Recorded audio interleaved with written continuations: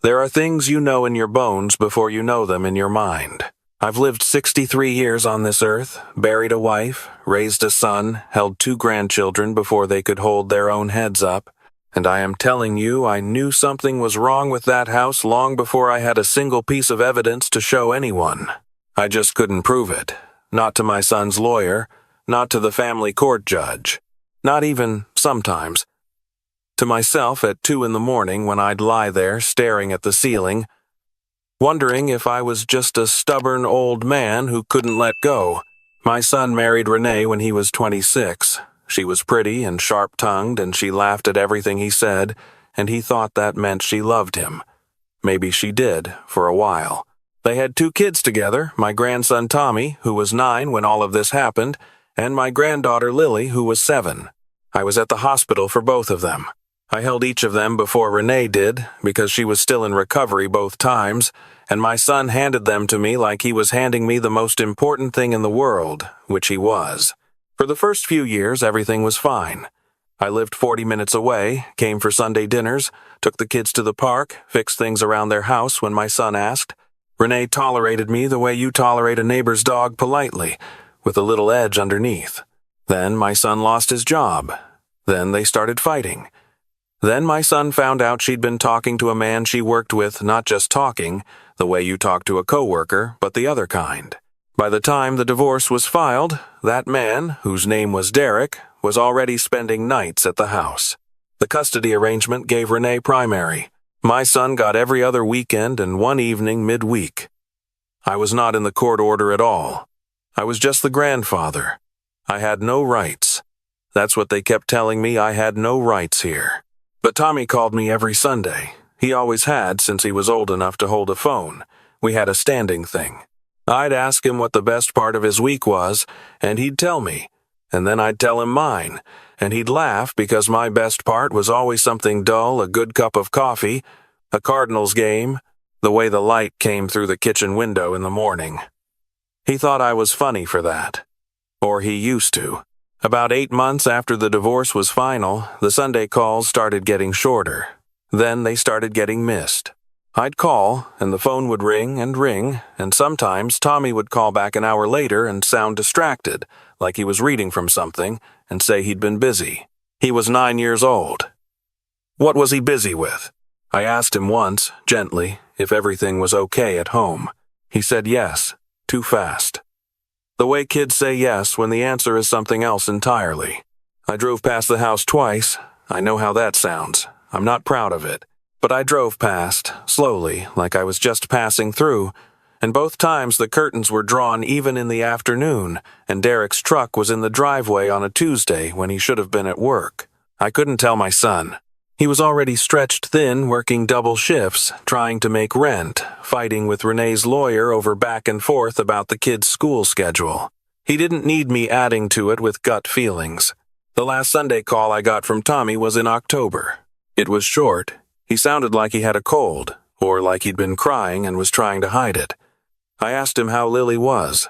He didn't answer for a second. Then he said, "She's okay." Just like that. Not she's good, not she's being annoying, not the usual little brother, sister complaining that I was used to hearing. Just, "She's okay." I said, "Can I talk to her?" He said, "She's asleep." It was 4 in the afternoon on a Sunday. I said, "Tommy, you can tell me anything, you know that, right?" "Grandpa's not going anywhere." He said, "I know." And then, very quietly, like he wasn't supposed to say it, like someone was in the next room, "I miss you." I didn't sleep that night. I didn't sleep the night after, either.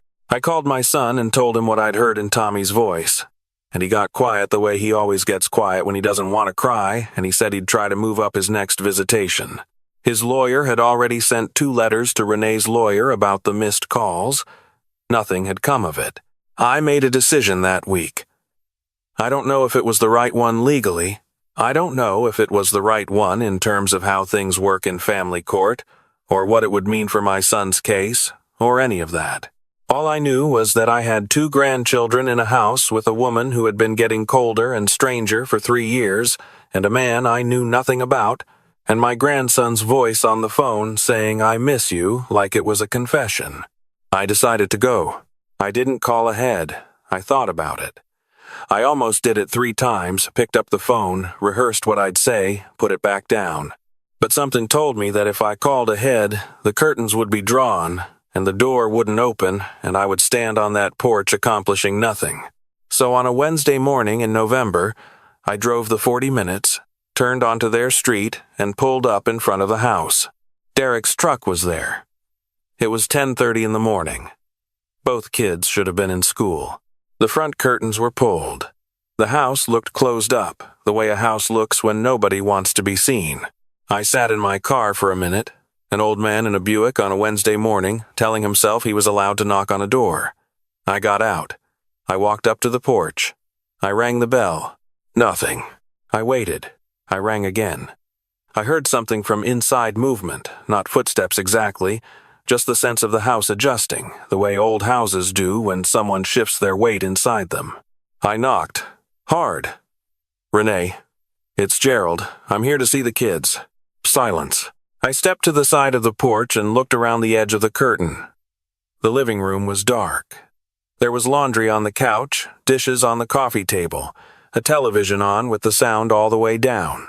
Then I heard it. It came from the back of the house, a sound like something being dragged, or someone moving something heavy, followed by a small sound I couldn't immediately name. Then I named it. It was a child, trying to be quiet and not managing it, trying to swallow something down. I went around the side of the house. There was a gate to the backyard. It was locked, but the latch was old, and I lifted it over the top the way I had 100 times when I used to come here for cookouts. Before all of this, I went around to the back. There was a window on the ground floor, the laundry room. It was cracked open 1/2 inch, and through it I could hear my grandson. He was crying. Not the way kids cry when they're upset about something small. The deep, exhausted, private kind of crying you do when you've been doing it a long time and you've given up on anyone hearing you. I tried the back door. It was locked. I knocked on it and said, "Tommy. Tommy, it's Grandpa. I'm right outside. Can you hear me?" The crying stopped. Total silence. Then the sound of feet on a hard floor, coming toward the door. His voice, right on the other side of the door. "Grandpa? It's me, Buddy. Are you okay? Can you open the door?" A pause. Then, "I'm not supposed to." "Who told you that?" Another pause, longer this time. I could feel him on the other side of the door. That particular stillness of a child making a decision too big for them. The lock turned. The door opened. He looked at me, and I had to work very hard to keep my face steady. He had a bruise on his left forearm that was at least a week old, the kind of bruise that turns that ugly yellow-green, the kind that comes from being grabbed, not from bumping into something. His eyes were swollen. His hair hadn't been washed in too long. He was wearing pajamas at 10:30 on a school day. I knelt down and put my hands on his face and I said, "I've got you. You're okay. I'm right here." He held on to my arms with both hands and didn't let go, and I let him hold on for a full minute before I said anything else. Then I said quietly, "Where's your mother?" He said, "She's asleep upstairs." Derek went out. I said, "Okay. Okay, good." I looked past him into the laundry room. "Where's Lily?" He looked at me for a long moment. His face changed. He said, "She's not. She's been in her room." Something in the way he said it. The hesitation before it. I said, "What do you mean she's been in her room?" He looked at the floor. I said, "Tommy, I need you to take me to her." He didn't move for a second. Then he took my hand, this 9-year-old boy who had always been too cool to hold hands with anyone, and he took my hand and led me through the laundry room, into the kitchen, down the hall. We stopped in front of a door that had a bolt on the outside of it. The outside. I stared at that bolt for a moment and felt something cold move through me. I slid it open. The room was dim. The window had something tacked over it, a heavy blanket, the kind you use for moving furniture. There was a mattress on the floor. There were stuffed animals in a pile in the corner. There was a small shape on the mattress that moved when the light from the hallway came in. My granddaughter was lying on that mattress. She looked up at me and I watched her face do something I will never forget. It went from braced, that tightened-up expression of a child who has learned to expect bad things from a door opening, to something else. Something that broke in the middle of opening. She said, "Grandpa." She was 7 years old.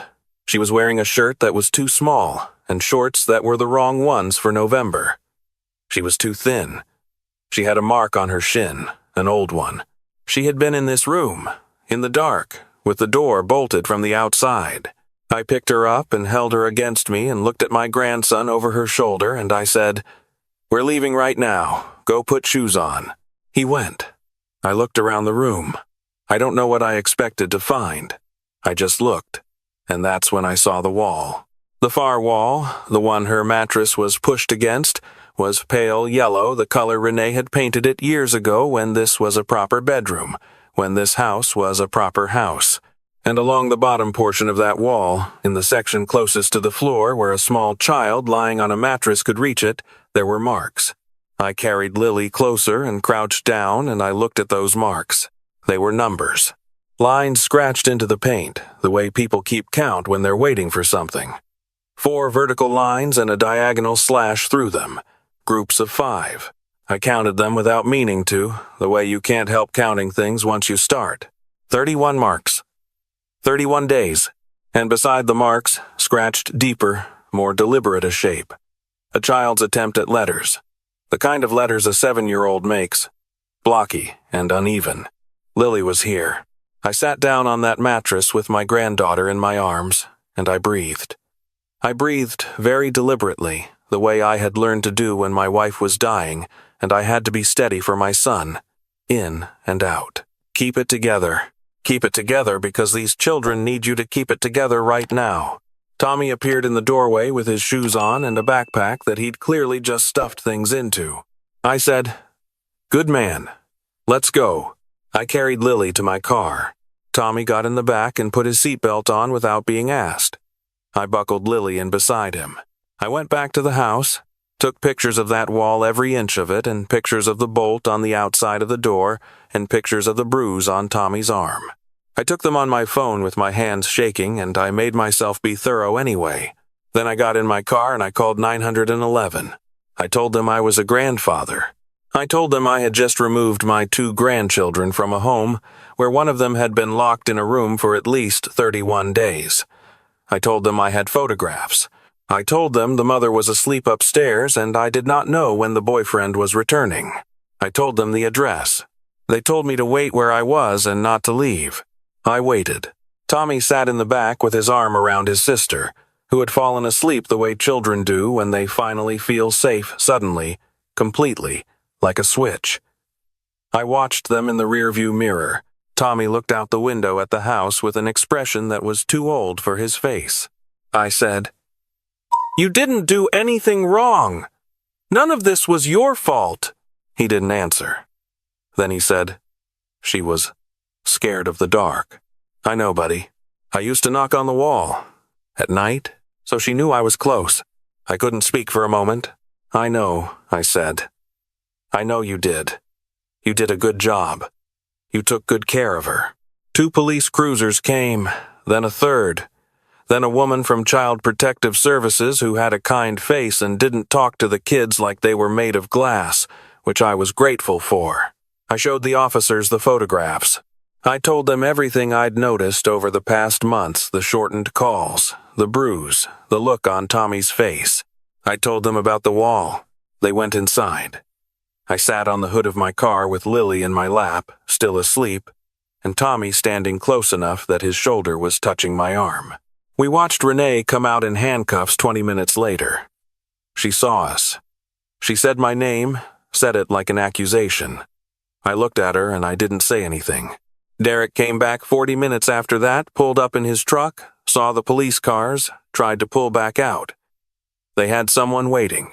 I called my son from the parking lot of the police station while the children were being evaluated. He didn't say anything when I told him. I heard him breathing. Then I heard him put the phone down and pick it back up. He said, "Are they hurt?" "They're going to be okay," I said. and I meant it as a fact and as a promise at the same time. Lily spent 2 days at the hospital. Malnutrition, a fractured rib that had healed wrong without ever being treated, contusions in various stages of healing. The doctors documented everything. The photographs from the wall were submitted as evidence. 31 marks. A month of days counted by a 7-year-old girl who wanted someone to know she had been there. The case went through quickly, given the physical evidence. Renee's lawyer argued that the room confinement was a behavioral intervention, that the bolt was for Lily's protection, that the injuries were accidents. The jury heard from the doctors. The jury heard from a child psychologist who had evaluated both children. The jury was out for less than 4 hours.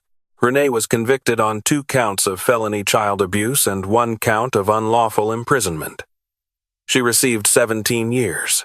Derek was convicted on 2 counts of felony child abuse as an accessory and received 11. I was told, later, by someone who worked in the system, that the other inmates were made aware of what they had done. Apparently, that wing of the facility has its own sense of justice. I don't celebrate that, but I heard it. And I held it. My son got full custody. There was no legal battle. Renee had no position to fight from. He moved 30 minutes from my house and the kids started school in the fall. New teachers, new town, new start. Tommy still calls me on Sundays. He talks more now. He told me last month that his best part of the week was a movie he'd seen with his dad. I told him my best part was my coffee, and the Cardinals, and the light through the kitchen window in the morning. He laughed. He sounded like himself. Lily draws now. She draws all the time on any surface she can find, which her father pretends to be annoyed about, but isn't. She draws houses with big windows and no curtains. She draws the sun in the corner of every single picture, the way little kids do, that small yellow circle with the lines radiating out from it. Every picture, every one. I think about that wall sometimes. The marks she made, counting days. 31. She was 7 years old, and she was alone in the dark, and she did the only thing she could think to do. She kept count, and she wrote her name. She wanted someone to know she was there. I found it. I found it because I drove 40 minutes on a Wednesday morning and refused to believe the silence. Here is what I want to say to anyone listening, and I mean this in the plainest way I know how. Trust the thing you cannot name. Trust the voice that says something is wrong even when you have no evidence. When the lawyers shrug and the system says it has no jurisdiction and the people around you suggest that maybe you're overreacting. You know the children in your life. You know the sound of their voices. You know when a kid says, "I miss you," and means "help me." I am 63 years old. I have made 100 mistakes in my life. I have second-guessed myself in all kinds of situations where second-guessing turned out to be the right move. This was not one of those situations. Lily showed me something last week. She'd drawn a picture of a man with gray hair and a car, and next to it, a little girl with her arms out. She'd written at the bottom, in her blocky 7-year-old letters, the same uneven shapes I'd seen on that bedroom wall. She'd written, "Grandpa came."